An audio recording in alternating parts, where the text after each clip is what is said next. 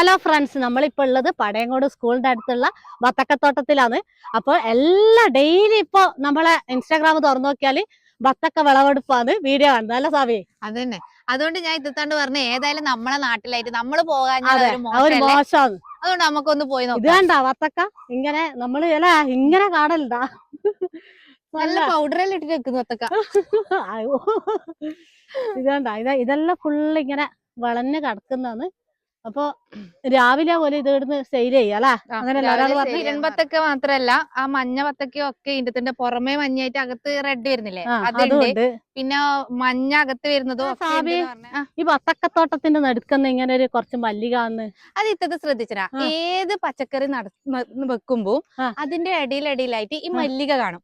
അതൊരു ശാസ്ത്രീയ വശമാണ്. അതെന്തിനാന്ന് വെച്ചാല് ഇതിലൂടെ പരാഗണം നടക്കാൻ വേണ്ടിട്ട് ഇങ്ങനെ പൂക്കളില് ഈ തുമ്പിങ്ങനെ വന്ന് അപ്പൊ ഇതിന് ആ കളക്ക് ഒരു പരാഗണം നടക്കാൻ വേണ്ടിട്ടും, പിന്നെ ഈ തലയിൽ ഇത്രയും ബുദ്ധി ഉണ്ടല്ലേ, ഇതൊക്കെ എനിക്കറിയാം. പിന്നെ എന്ന് വെച്ചാൽ ഈ മല്ലികയില് ഈ കീടാണുക്കളെ കുറക്കാൻ അങ്ങനെ ഒരു ഇതും ഞാൻ കേട്ടിട്ടുണ്ട്.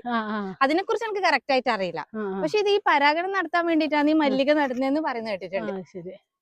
അപ്പൊ അത് അറിയുന്നവരുണ്ടെങ്കിൽ അതിന്റെ ഡീറ്റെയിൽസ് നിങ്ങളൊന്ന് കമന്റ് ചെയ്യട്ടോ. അത് നോക്കറാ ബത്തക്കത്തോട്ടത്തിന്റെ നടുക്ക്. യാ റബ്ബേ, മാഷാ അല്ലാഹ്.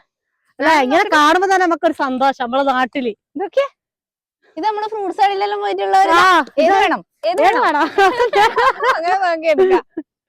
മാഷാ അല്ലാഹ്. സാവി ഒരു ബത്തക്ക പറിച്ചിട്ടുണ്ട്. നമുക്ക് ഏതായാലും ഇതിന്റെ ഉള്ളു നോക്കാം. അതെ, പക്ഷെ ഇതാ വേറൊരു കാര്യം കണ്ട, ഇവിടെ കണ്ട നല്ല മഞ്ഞ കളറ്. ഈ ബത്തക്ക ബത്തക്ക നമ്മള് മേടിക്കുമ്പോ ഞാൻ പറയുന്ന കേട്ടതാന്ന്. അപ്പൊ ഞാൻ ഒരിക്കൽ പരീക്ഷിച്ച് നോക്കുകയും ചെയ്തിന്. ഇവിടെ നല്ല മഞ്ഞ കളർ ഉള്ളതായിരിക്കും പോലും നന്നായി മൂത്തത്.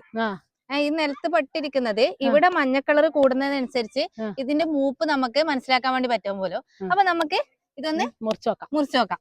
ഇനി നമ്മൾ ആ കുന്നാണ് കേറാൻ പോകുന്നത്. അതിന്റെ മേലെ പപ്പായ ഉണ്ട് അല്ലേ? പപ്പായ ഇട്ടിട്ടുണ്ട്. പക്ഷെ പപ്പായ ആയിട്ടില്ലാന്ന് തോന്നുന്നു. ആയിട്ടില്ല, കുറച്ച് 1-2 മാസം കഴിഞ്ഞാൽ ആവുമായിരിക്കും. ഇവിടെ 7 തരം ബത്തക്ക ഉണ്ട്. 7 തരം വെറൈറ്റി. നമ്മള് വന്ന സമയം കുറച്ച് ലേറ്റ് ആയിപ്പോ അല്ലേ? അതെ, കുറച്ച് നേരത്തെ എത്തിയാൽ മതിയല്ലേ? അതെ അതെ. ഇതാ ആടെ ഉണ്ട് ഒരു ഏറുമാടം. അവിടെ നമുക്ക് ബത്തക്ക കുറിക്കാം. അവിടുന്ന് കുറിക്കാം. നമുക്ക് ഈ കയറിയ ക്ഷീണം മാറ്റാം.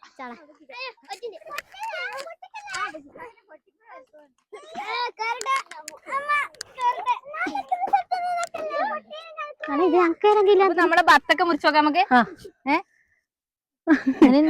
കോമഡി ഉണ്ട് കേട്ടാ. ഇതിന്റെ മേലെ ഞാൻ കയറി കിട്ട പാട്.